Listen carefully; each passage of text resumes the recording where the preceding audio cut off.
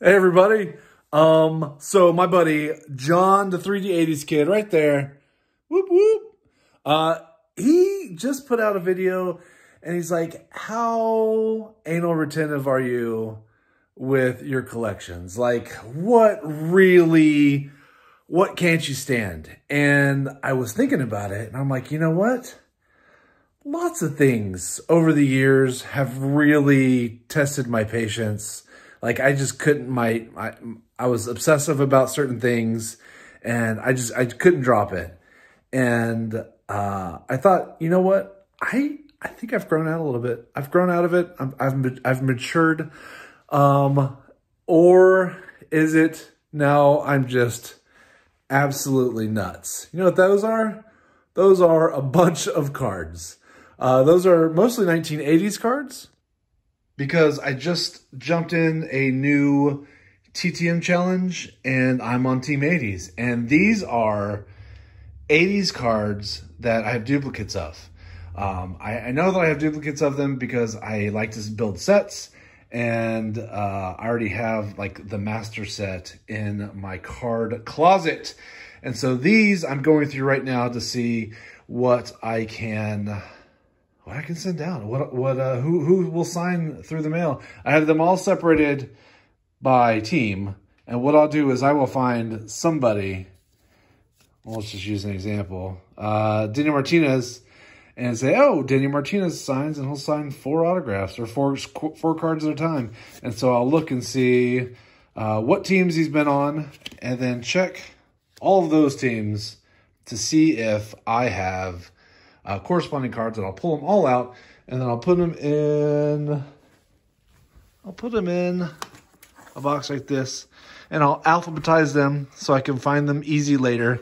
And these are all cards for, I know, people who will sign autographs. So I've already sent out autographs once, or I have some in the mail, or whatever it is, but then I'll pull them all out, and all the cards that are the guys who don't sign autographs, I'll put in another box labeled. Sometimes I'll do it for that set depending on how many I have, and I'll just say, oh, these are dupes. Or sometimes I'll just throw them in a big shoebox and label them 80s. And if anybody ever needs them for they're building a set or whatever, I'll be able to find them easy and sort through them. But other than that, I have zero use for them. So that's what I do there. I don't really know that that's considered anal or being too persnickety. But I thought I've been really persnickety about some things in the past. For example, my Hall of Fame rookie card collection, which is in shambles. It's a pathetic collection compared to what it used to be. It used to be, I used to have about 60 cards, and not so much anymore. Now, you're like, well, what does it have to do with being, you know, particular? Let's use the word particular. Well, I used to have them hanging on the wall, and what I did is I used these shelves, and you'll notice that these are 2 different sizes, and there's actually a Goldilocks size that's right in between. And what I would do is I would put the guys on the shelves on display based on the year they were elected into the Hall of Fame. So like the year Mike Piazza went and King Griffey Jr. went in, there are only 2, so I could use a small one. I could also use this one for 3, and I would just kind of cock them sideways a little bit and stagger them and do that way. And then on the edge here, I would put HOF class of whatever year. And so on the wall, before these jerseys were there, and actually I had these on the other wall. And anyway, I would have them up on the wall with all the different years kind of staggered around, and I both loved and hated it. So I was particular about keeping them all together. I couldn't have any like class of 2006 with class of 1988. That just wasn't doing it. And then there was this card. This is the 1978 Topps Rookie Shortstops number 707. Why did this card drive me crazy? It's because we have Hall of Famer Paul Molitor. This is his rookie card. class of 2004, in the Hall of Fame class of 2004. We also have Alan Trammell, Hall of Fame rookie card, class of 18. So basically, to do my shelves right, I had to have 2 of those, and it drove me crazy. Because you can't have 1 card missing from one of the Hall of Fame classes. Another thing that I do that drives me crazy, it drives myself crazy, is I am a big fan of the spreadsheets. I spreadsheet a lot.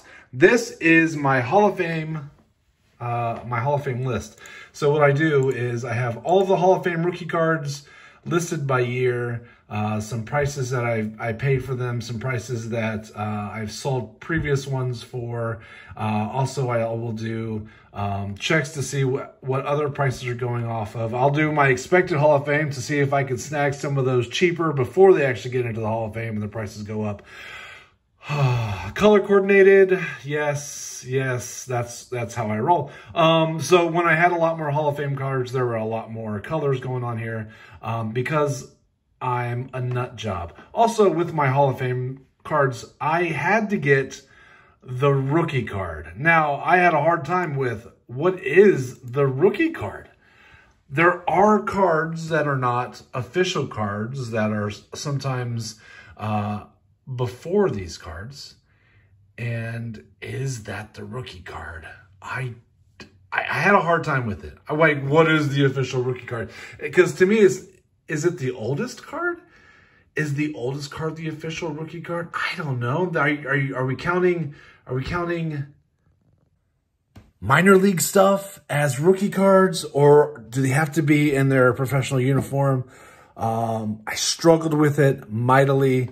I can also tell you I had issues with the kind of cards I was picking up. All of mine at the time had to be PSA Slabbed, because that was just, I wanted them to all look the same. I know some of you can relate to that.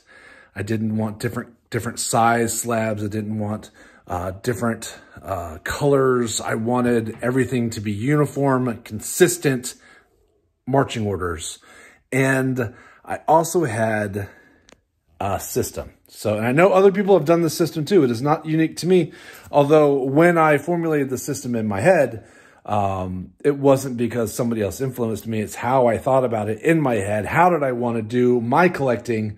Because I'm never going to own PSA 10 Mickey Mantle rookie card. And that's another thing. This was a set. This was a project that I was going to work on that I was never going to be able to finish, which also drives me a little crazy, but it's still fun to do. So my project, or my what I did in my head was I was buying all PSAs, and the graded number had to be 10, a PSA 10 for all modern cards. So 80s, 90s, and so on, everything has to be a PSA 10. And then as it goes back, it can go up 1 number. So if it was a 70s card, a PSA 8 or 9 would be okay. So 8 or above. If it was a 60s card, PSA 7 or above, so on. So I don't know. I tried to do it that way, but I will tell you that I picked up some 7s, and I hated it. I hated it. I wanted it to be perfect.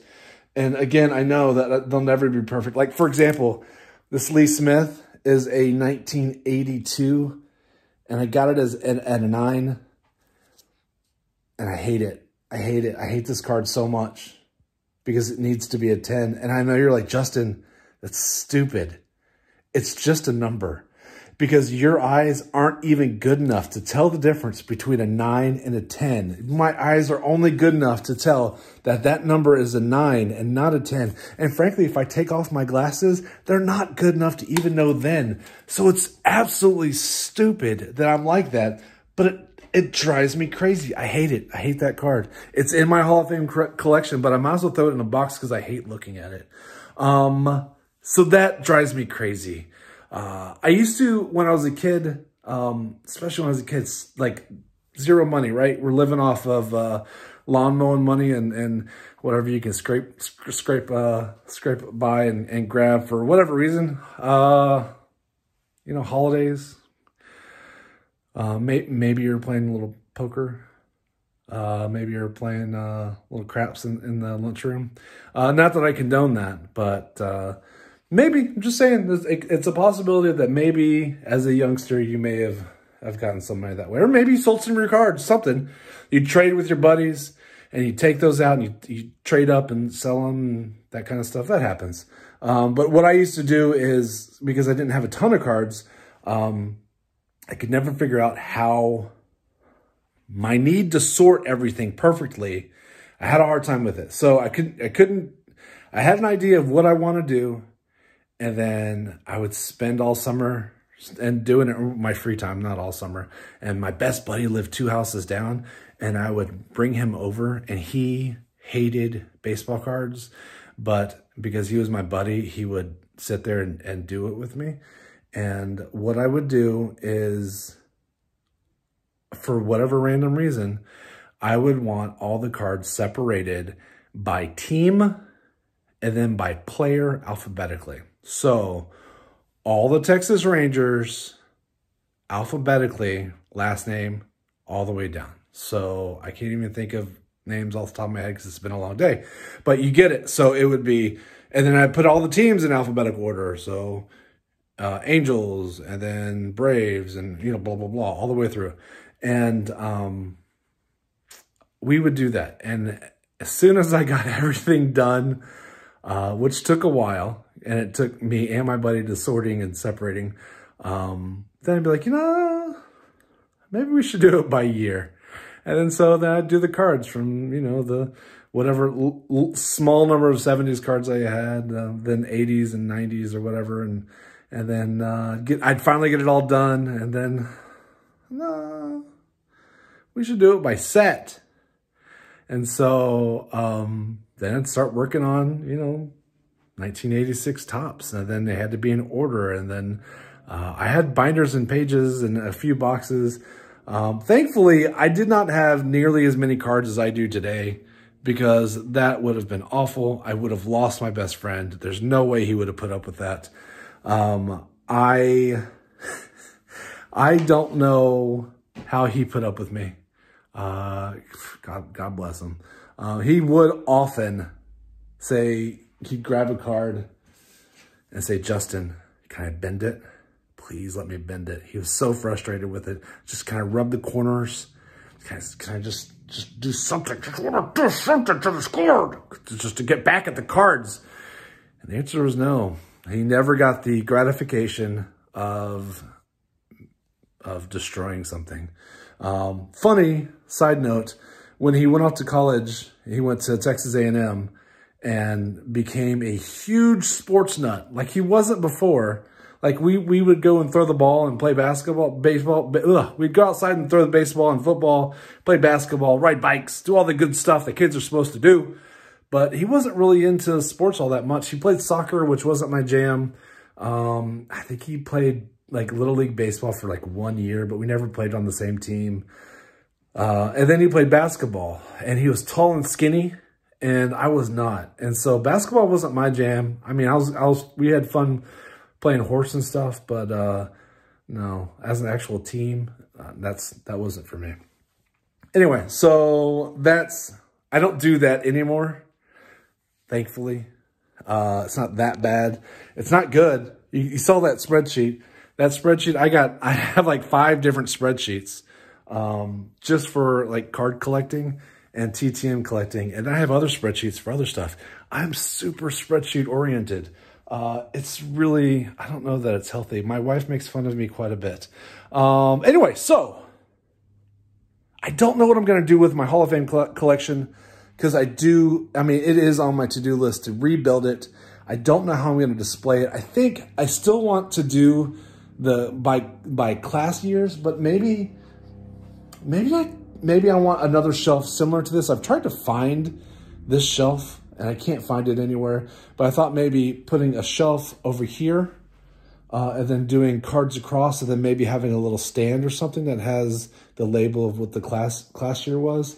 I mean, I don't want directly into the sun. I get sunlight. I don't know what I want to do. What I need is more space. Why can't I have more space? I just need to buy another house so I can have more rooms where I can put more crap. Also, I started doing this project and I took down my comic books, but I really want to put my comic books on the wall too, and then have statues right there.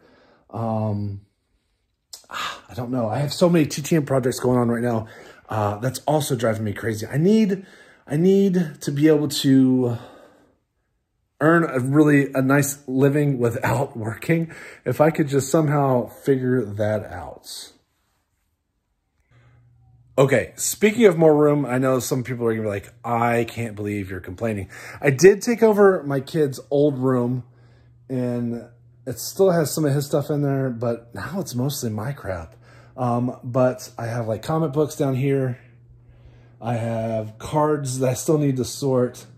I have lots of wax that I haven't ripped that may or may not go out in Christmas things, maybe or maybe not. I have TTM stuff. Those are all signed TTMs where I have them separated by kinds, like baseball and football. These are my random little ones over here.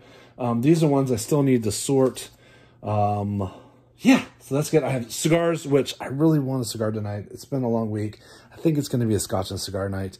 And then, yeah, I have stuff. I have some stuff. A lot of people have much better stuff.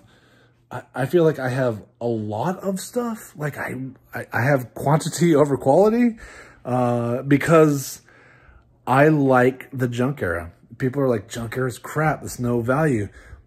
But those are the people I watched when I was a kid. Those are the cards that I got excited about when I was a kid. So, yeah, they're 1989 Fleer. Who cares? But I still get excited when I rip open a Nolan Ryan in that stupid, gross Astros uniform.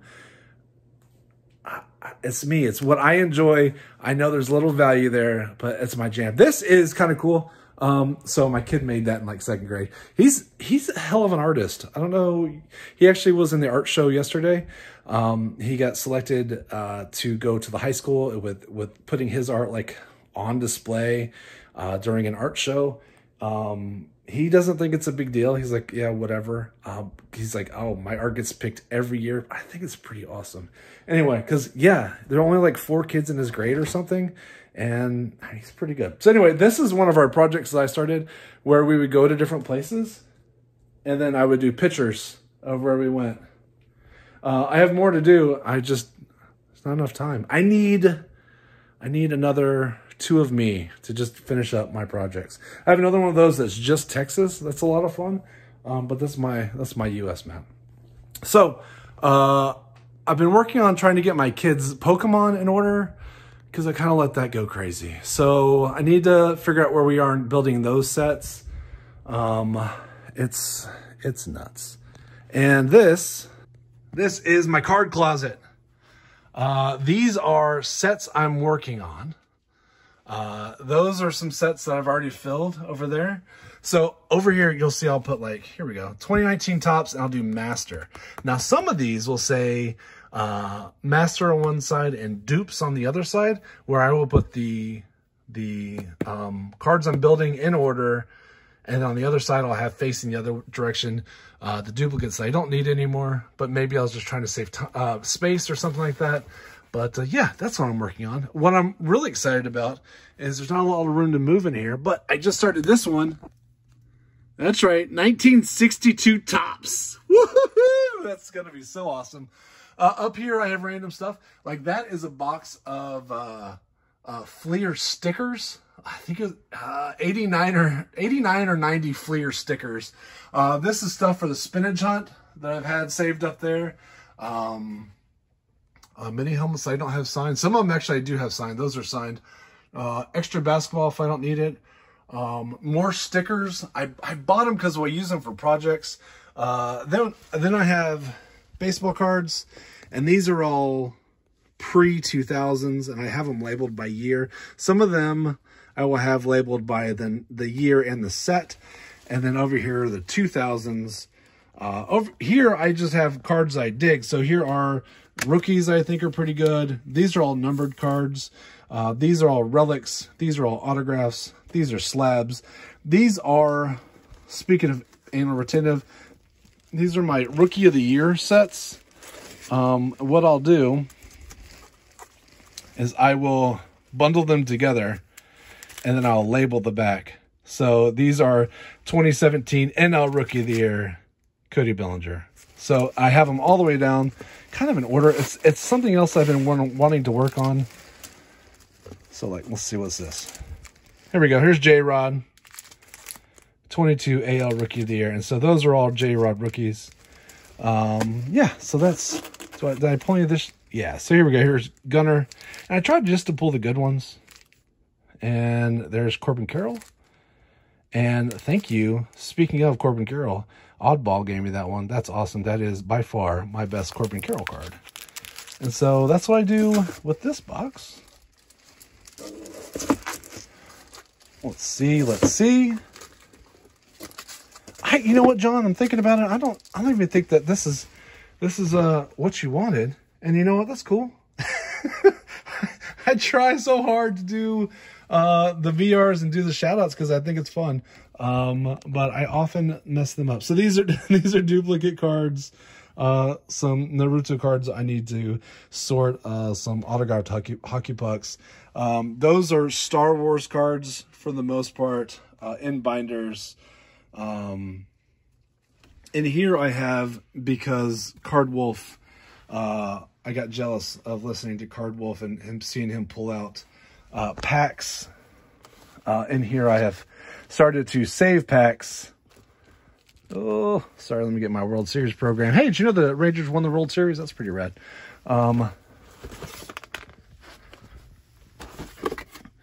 So I've been saving packs. So I know I showed you all those wax packs I haven't opened yet, but I've been saving those just for a rainy day, or maybe one day my kiddo will open them and think about me. I don't know. So what else do I have in here? These are duplicates all down here, duplicate sets, and I have those labeled. And those I've been, when somebody's like, oh man, I need X, Y, and Z, I'll just send it to them. Just a couple extra boxes of comic books. These are all autographed baseballs in there. I have some underneath that, some starting lineup stuff, autographed jerseys. I don't know. I liked Gypsy Queen a lot. It's one of my favorite sets. And I really started off with this 2012 Gypsy Queen set. And haven't finished it yet, but it's on my to-do list. And basketball and football. And then just this is non-baseball. So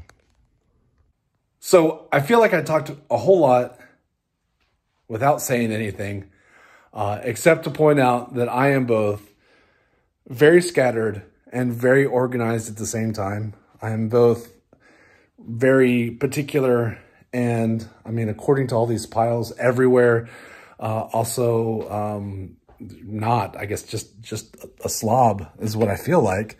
I don't know. I know where everything is, and it's not, I don't know what's wrong with me, except to say that's probably a lot. Hey, go see John. John 3D80s Kid is fantastic. He has an amazing collection. He, I think, also has some issues with being particular about his collection. And I think that's what this is all about. And so he doesn't feel bad. He knows he's not in this boat all by himself. We're all a little crazy. We're all a little nuts out here. And I hope that you enjoyed a little look around the craziness that is my collecting life. I'll talk to y'all later. Bye.